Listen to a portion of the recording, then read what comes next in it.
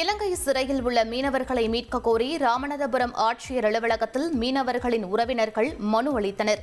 ராமநாதபுரம் மாவட்டம் பாம்பனிலிருந்து கடந்த ஆகஸ்ட் 5ஆம் தேதி கடலுக்கு மீன்பிடிக்க சென்ற மீனவர்கள் 10 பேரை எல்லை தாண்டி மீன்பிடித்ததாக இலங்கை கடற்படை கைது செய்து கடந்த செப்டம்பர் 1ஆம் தேதி இலங்கை நீதிமன்றம் 10 மீனவர்களுக்கும் தலா 1.46 கோடி ரூபாய் அபராதம் விதித்தது.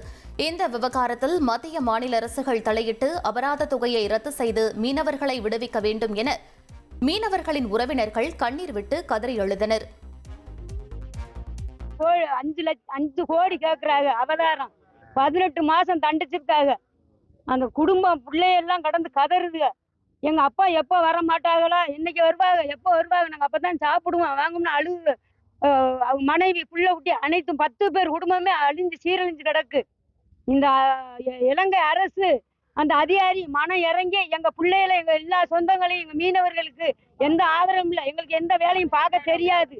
எங்கள் கூலி வேலை எங்களுக்கு வயசாகி போயிடுச்சு. எங்க பிள்ளைகளை காப்பாற்ற முடியாது, காப்பாற்ற முடியாது. எனக்கு எந்த வேலையும் தெரியாது. எங்க குடும்பமே மீனவர் குடும்பம் தான். அவ்வளவு பேரும் கடலுக்கு போனா தான் எங்களுக்கு கஞ்சி. எங்களுக்கு இந்த சாந்து சட்டி தூக்கி எங்களுக்கு பிழைக்க தெரியாது. மற்ற வேலை எங்களுக்கு விறகு வெட்டி பிழைக்க தெரியாது. எங்க பிள்ளைய உழைச்சிட்டு வந்தால் மட்டும்தான் எங்களுக்கு இலங்கை அரசு குறைவான எங்க பிள்ளைகளை, எங்க குடும்பத்தை மீட்டணும். பணம் கட்ட முடியாது.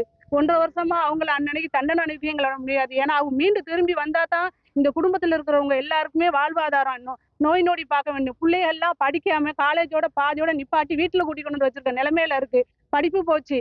நாங்கெல்லாம் அந்த வைத்தியம் பார்க்க முடியல, சாப்பிடல, எதுவுமே எங்களுக்கு நல்லது கெட்டது எதுவும் கிடையாது. எல்லாருமே வீட்டுல இலை விழுந்த மாதிரி அழுதும் கண்ணீர்மா தான் இருக்கும். எங்களை அவங்களை மீட்டு கொடுத்துருங்க. இந்த தண்டனை இல்லாம ஆக்கணும்.